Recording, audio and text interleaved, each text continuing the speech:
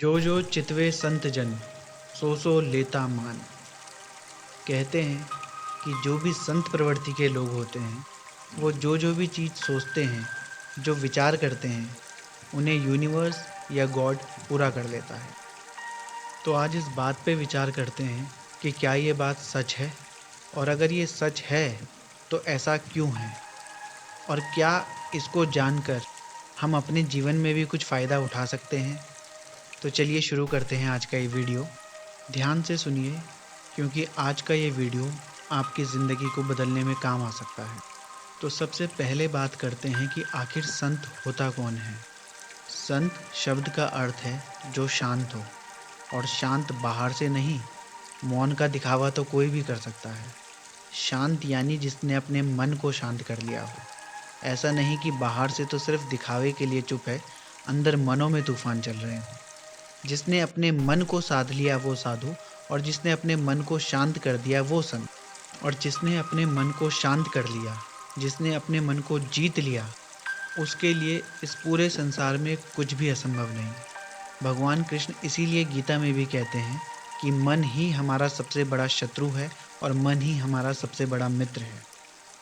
लेकिन क्या सिर्फ मन के शांत हो जाने से ये संभव है कि हम जो भी सोचें वो पूरा हो जाए? इसको ठीक से समझने के लिए रुक करते हैं साइंस की तरफ भी। क्वांटम फिजिक्स कहती है कि हर एक चीज़ वाइब्रेशन है, एनर्जी है।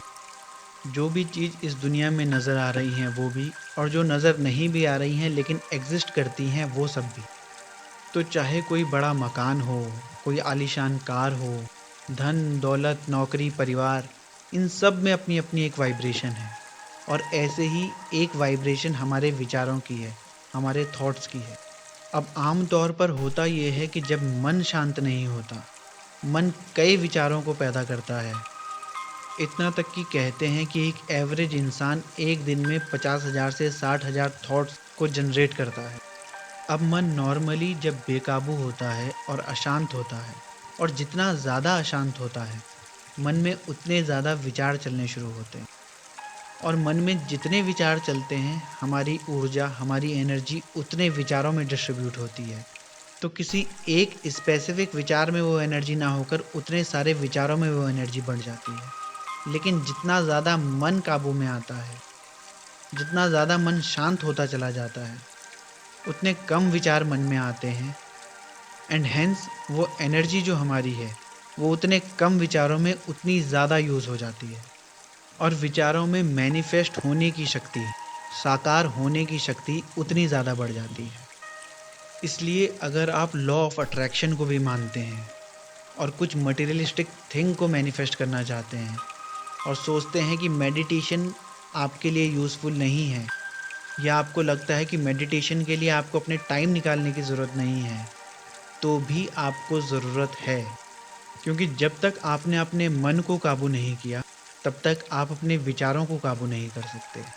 और जब तक विचार एक्सीडेंटली आपकी लाइफ में चल रहे हैं, तब तक आपका जीवन भी एक्सीडेंटली चलता चला जाएगा। आपकी डिज़ायर्ड डायरेक्शन की तरफ चलना मुश्किल हो जाएगा। या अगर आपने भगवान बुद्ध की वो कोटेशन सुनी है कि what we think we become, और इसको आप अपने अनुसार लगाना चाहते हैं, इसको आप दुनिया में कुछ पाने के लिए लगाना चाहते हैं, तो भी ये तभी संभव है जब आपके थॉट्स इतने नैरो हो जाएंगे, इतने स्पेसिफिक हो जाएंगे कि आपकी एनर्जी सिर्फ आपके डिज़ायर गोल की तरफ बढ़े। तो आपके लिए मैनिफेस्टेशन भी बहुत ईजी हो जाएगा। इसलिए मैनिफेस्टेशन के लिए भी मेडिटेशन का बहुत बड़ा रोल है।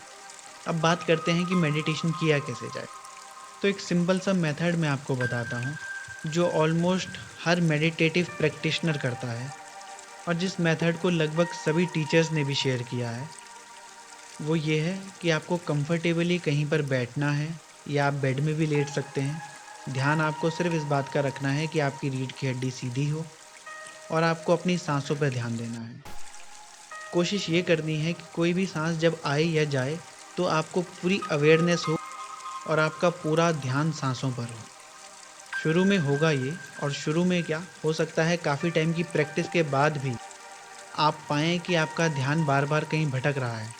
लेकिन आपको फिर जैसे ही ध्यान आता है कि आपके थॉट्स इधर उधर चले गए, आपको फिर वापस अपने थॉट्स को फोकस करना है अपनी सांसों की तरफ। और इस प्रैक्टिस को कंटिन्यूसली करते चले जाना है।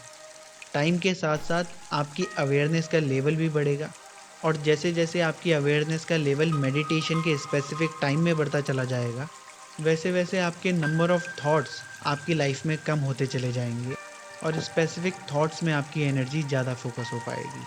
And that's all for the day. अगर आपको वीडियो अच्छा लगा हो तो वीडियो को लाइक कीजिए और चैनल को सब्सक्राइब कीजिए। Thank you.